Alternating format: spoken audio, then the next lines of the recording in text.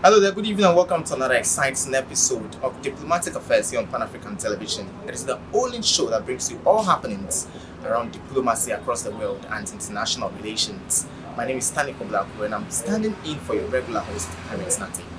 On today's edition, the second edition of Africa Prosperity Dialogues has been launched here in Accra. The colorful and breathtaking event is a brainchild of Africa Prosperity Network, also aimed at fostering strategic partnerships for business development and reflecting on the action compact for this year. We have these and many other diplomacy stories and international relations stories coming up shortly. Please stay with us.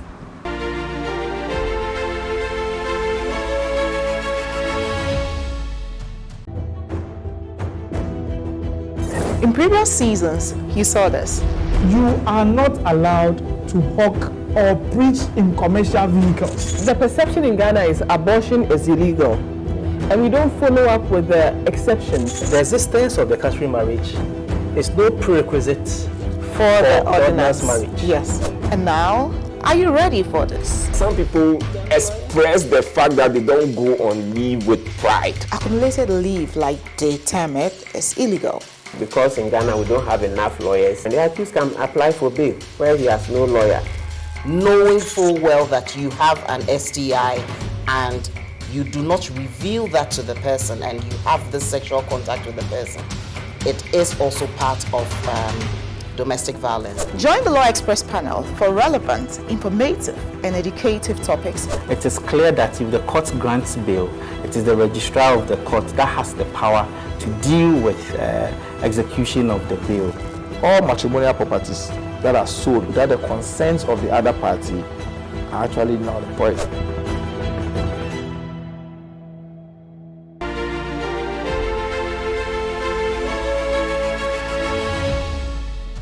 As part of the Foreign Ministry's solidarization policy, while acknowledging representatives of countries and institutions in recognition to their commitment to the socio-economic development of Ghana, the Minister for Foreign Affairs and Regional Integration, Shirley Ayako-Botwe, says the decline in the number of confirmed COVID-19 cases observed in Ghana since April 25, 2020 can be attributed to the measures taken by the government in cooperation with its citizenry, as well as the invaluable support and commitment provided by donor countries and institutions.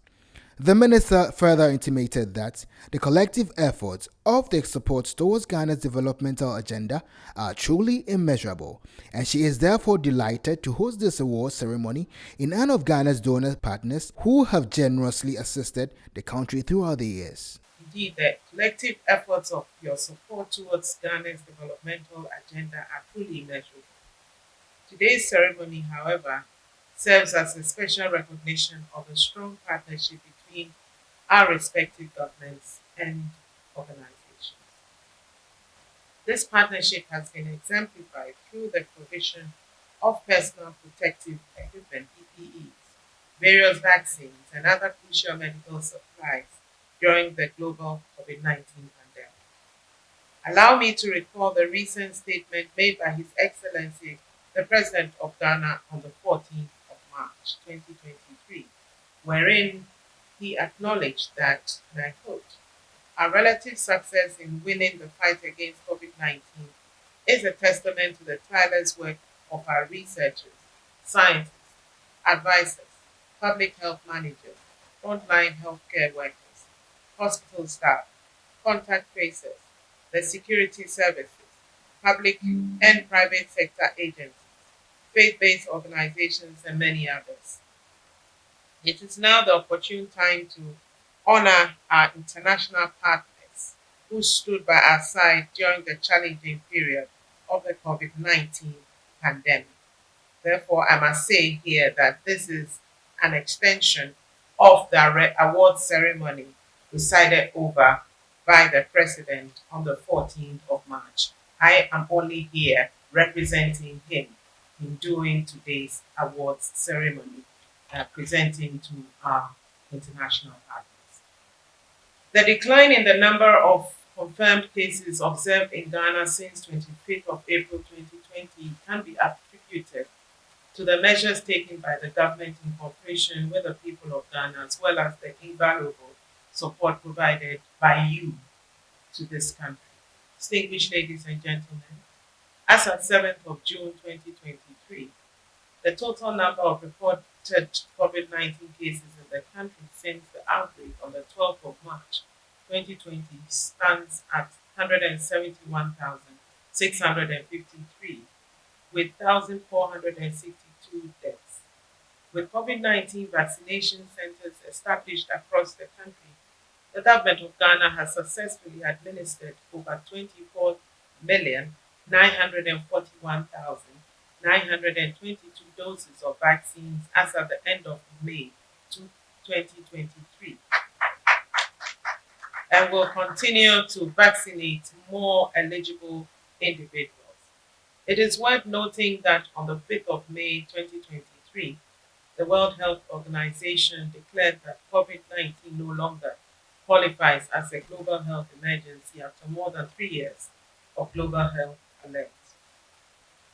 The global pandemic has taught us the importance of global partnerships, since no country is an island.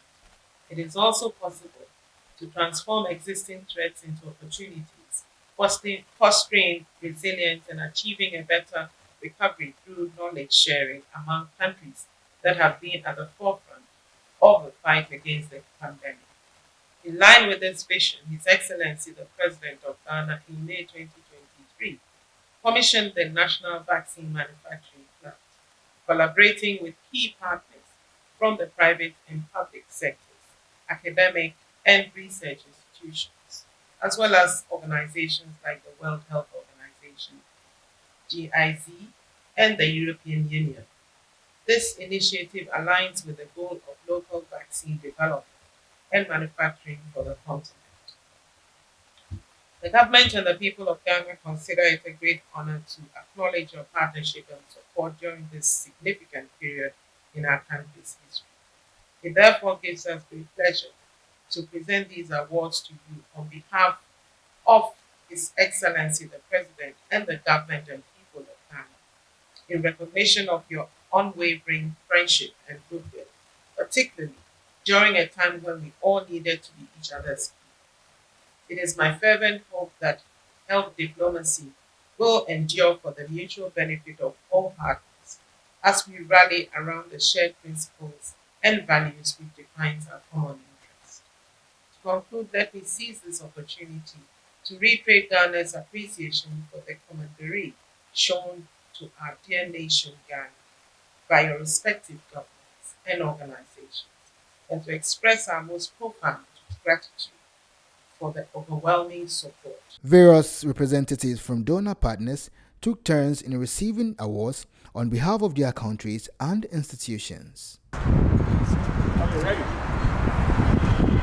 Let's come back to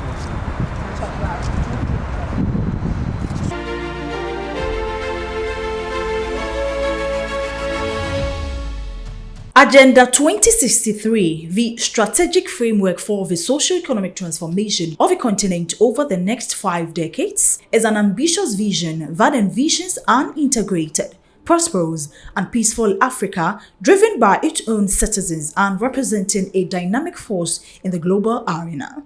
One of its most powerful components, the African Continental Free Trade Area (AfCFTA), is creating a single continental market for goods and services with free movement of business persons and investments. The welcome ceremony for Dr. Akosazana Dlamini Zuma was graced by dignitaries drawn from politics, business, academia, and the diplomatic community. The event equally created an opportunity for Africans to understand her inspiration behind Agenda 2063. Speaking at the ceremony, Secretary General of the African Continental Free Trade Area (AfCFTA) Secretariat, Wamkili Meni, eulogized the untiring effort of heroes and heroines who fought a good fight for our freedom and further encouraged young people to be interested in building an Africa we want.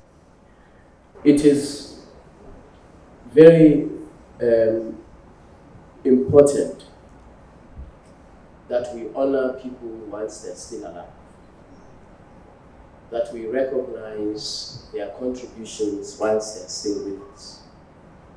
And so, in a matter of a few days, we decided that we must honor our former chairperson for her contribution to building Africa, introducing reforms in the African Union Commission, and ensuring that when we talk about gender equality, equality of opportunities in institutions such as the AfCFTA Secretariat, the African Union Commission, that it's not just a slogan, that we see the impact of the desire and the objective to have gender parity.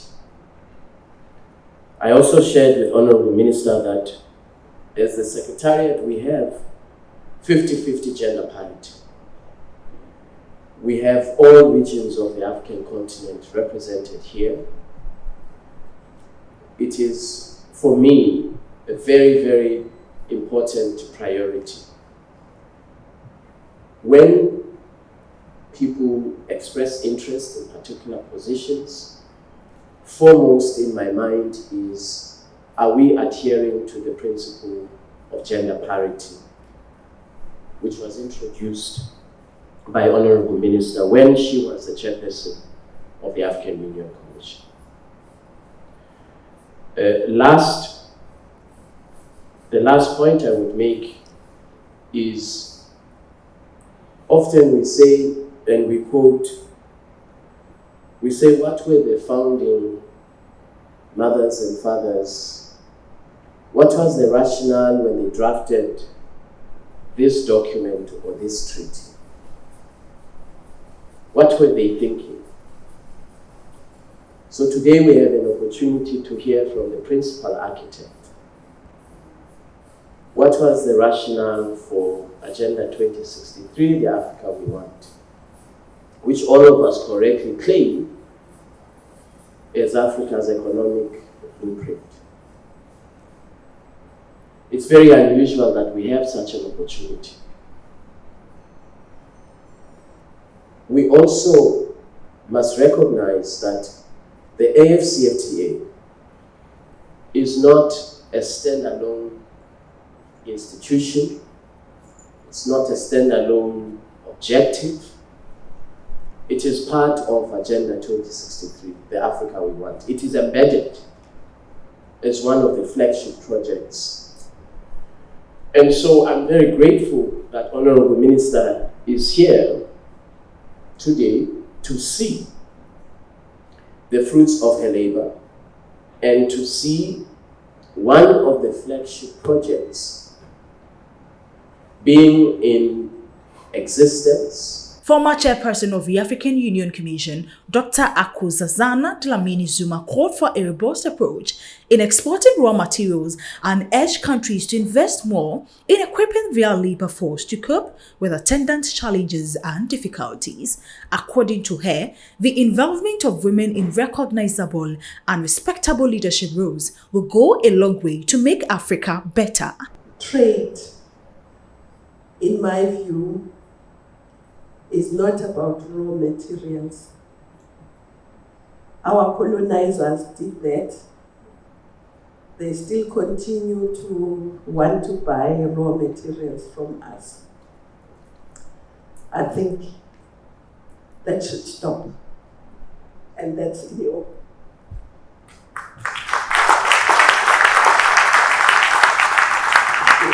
We're not going to be trading rocks and stuff. And we must trade manufactured goods because as your president, chief of staff always tells us, we are the biggest exporters of revenue. Because if you export raw material, one, you export jobs, higher level jobs. Then you export revenue because by the time that is a finished good, it's probably 10 times or more expensive than the raw. And sometimes, look at the things we send when they come back, most of us can't even afford them.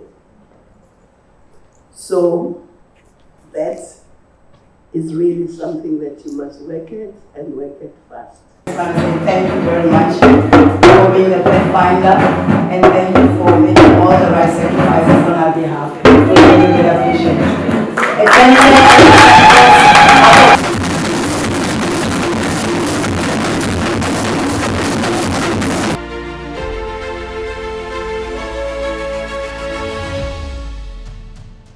In an interaction with the media, he further intimated that the German embassy is in partnership with the European Union, the Ministry of Education, the Youth Employment Agency, and the German Cooperation Implementation Agency to improve the STEM education in local schools in Ghana. After which, he acknowledged and introduced the International Siemens Foundation from Germany and their mission in Ghana. As you are aware, Germany is a long-time partner in development cooperation with Ghana. We have the 3G focus areas, and one of them is growth for employment. And so it is about employability of the ambitious youth of this country. We have a strong partnership in the field of TVET. We just started a joint program with the European Union, the Ministry of Education and Employment, and our German Cooperation Implementation Agency, GIZ, 16 million in the field of vocational training. So German cooperation has been very active in the field of vocational training and skills development, and this is exactly why we ask you to join us here today. I'm very happy to welcome to the German residents the spokeswoman of the Siemens Stiftung from Munich, Dr. Nina Schmidt. If you ask me what is Siemens Stiftung doing, and you ask me to say it in one sentence, my answer is Siemens Stiftung is about convincing you that science is sexy. So it's about STEAM, how you call it here in Ghana. It's about getting young Ghanaians interested in science, technology, engineering, and mathematics. And they have a very, very interesting program. They are here in Ghana since a few years, and they are about to expand their presence and support more Ghanaian schools and teachers in getting young Ghanaians interested in science, technology, engineering, and mathematics. Spokesperson of the Managing Board of the International Siemens Foundation, Dr. Nina Schmidt, addressed the press on the leading edge Siamese STEM education project in Ghana. I would just like to talk a little bit about what we actually do at the Siemens Foundation, or the German word Stiftung. We work here with partners in Ghana, specifically in the field of education, with a focus on STEAM education, so the natural sciences, mathematics, engineering, but also combined with the aspects of creativity, so critical problem solving, design thinking methods, and using basically creativity and the arts also to teach STEAM education. We are working here with a number of partners, most prominently, of course, with the local schools. We are working with the government institutions here. We are working with the German Chamber of Commerce and a couple of other organizations who help us to actually implement these STEAM programs at the local school level.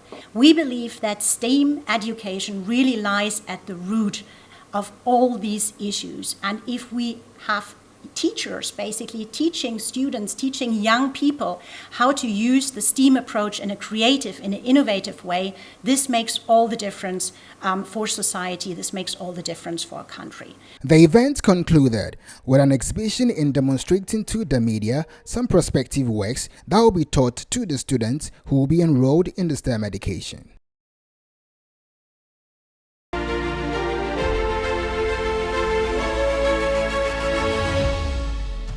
Speaking at the event, which was aimed at unlocking new financial and insurance opportunities for Volkswagen vehicles, Mr. Akkad called for a full implementation of the auto policy.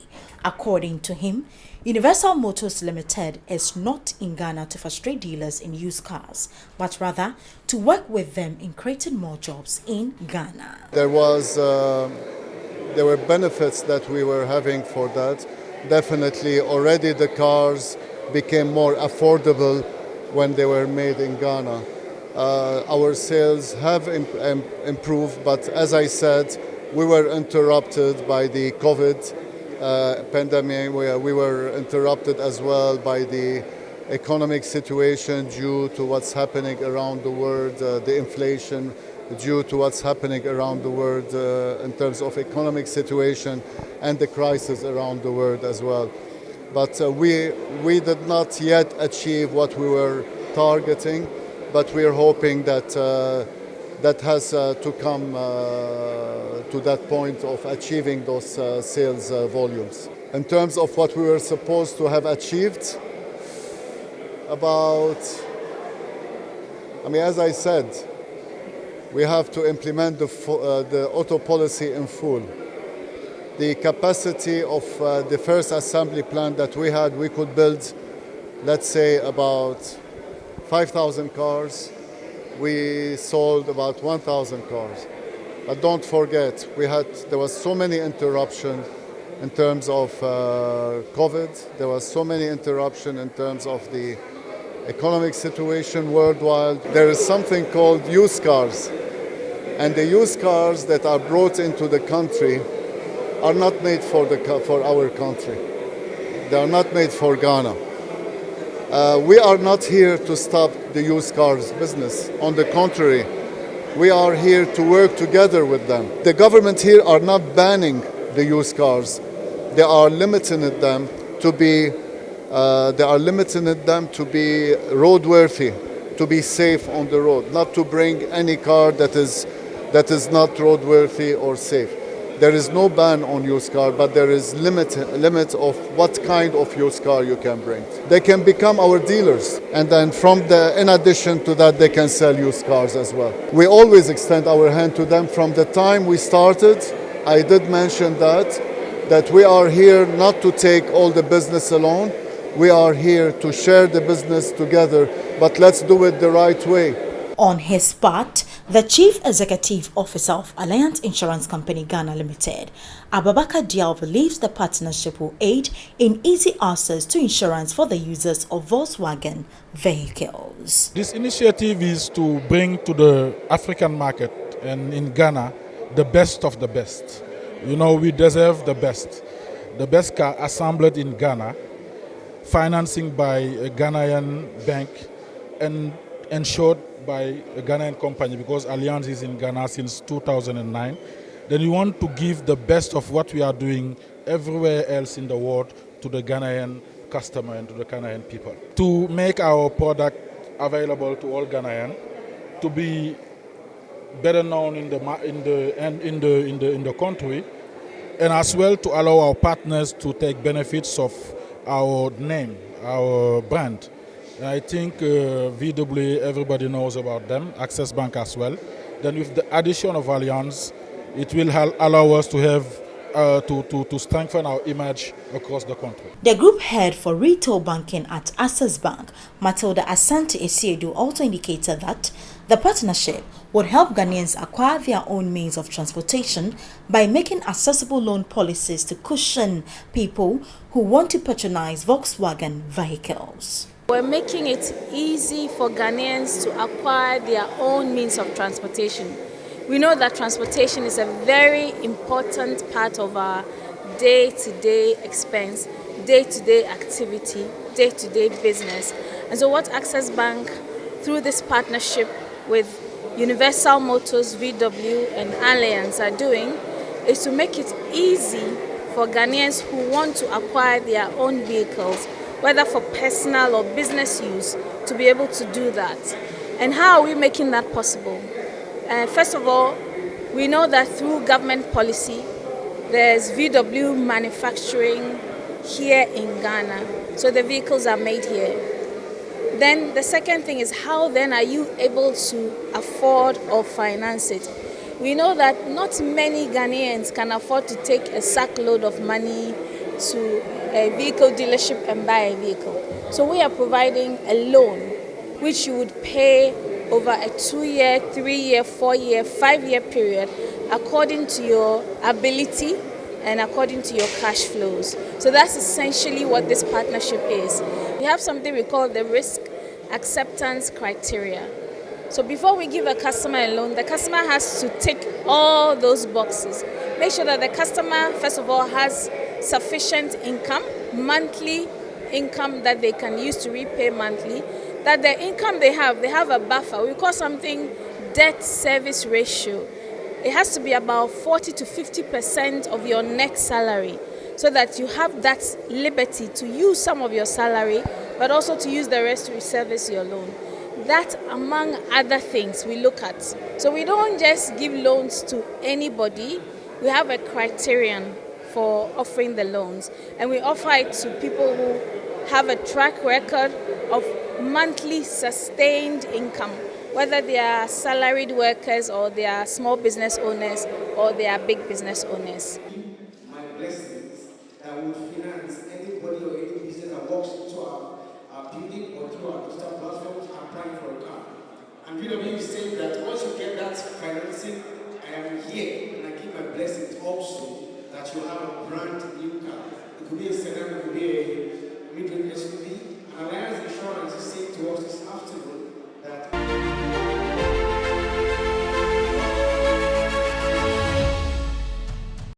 This Shaka origin story, a homegrown TV series, 6 years in the making, and a multi-million rand production, is also a loud battle cry from South Africa's begonnen TV and film industry to the global TV business, producers and studios. The brand manager for DSTV Go TV, Ilembe, gave the opening speech on behalf of the managing director for MultiChoice Ghana, Alex Ochre. History has taught us that occasionally we need to look back at those who came before us to learn from their journey and, most importantly, know and understand our roots and what makes us who we are. As we celebrate our 30th year of operations in Ghana, we thank our customers and partners for their continued partnership and trust in MultiChoice Ghana's mission to deliver the best local and international content. And so tonight, ladies and gentlemen, I'm happy to have you all here with us at the premiere of Shaka Ilembe, an epic story that captures a grand and dramatic history, a story of kings, queens, prophets, warriors, and schemers. The 12-part series follows the story of the legendary African monarch and military strategist, King Shaka. While the series is an entertainment title and a fictional interpretation of historical events, the producers have taken care to ensure that Nguni culture is authentically portrayed and respected. The hostess of the premiere, who also is the South African High Commissioner to Ghana, Her Excellency Grace Jeanette Mason, says the cinematic blockbuster demystifies the myth about Africa. This is truly, and I thank MultiChoice for the initiative to collaborate with us and to choose especially this occasion for us to showcase our history, culture, and who we are, that as Africans, the Ubuntu that is African, that we are because you are. And that's fundamentally what we are when we talk about our Africanism. And Minister, when we had a briefing earlier, you said something very important, that if azokwazi ukuthi ubani, you will never know ukuthi uyapi.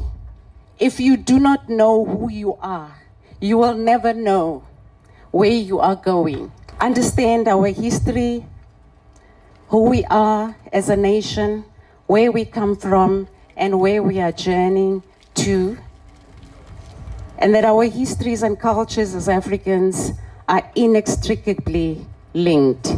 The Minister of Gender, Youth and Persons with Disability at the Presidency of South Africa, who also was a special guest for the premiering, Dr. Nkosazana Clarice Dlamini Zuma, also delivered a speech to the invitees, which encourages them to be true Africans. I want to quote someone who said, if you want to control people, you must then make them ashamed of their history and culture.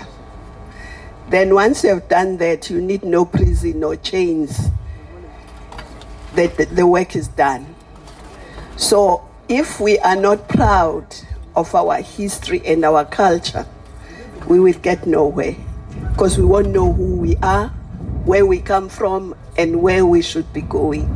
The event, held at the residence of the High Commissioner to Ghana, Grace Janet Mason, was graced by the Minister for Lands and Natural Resources, Samuel Abu-Jinapo, the Minister of Gender, Youth and Persons with Disabilities at the Presidency of South Africa, members of the Diplomatic Corps, and other reputable individuals.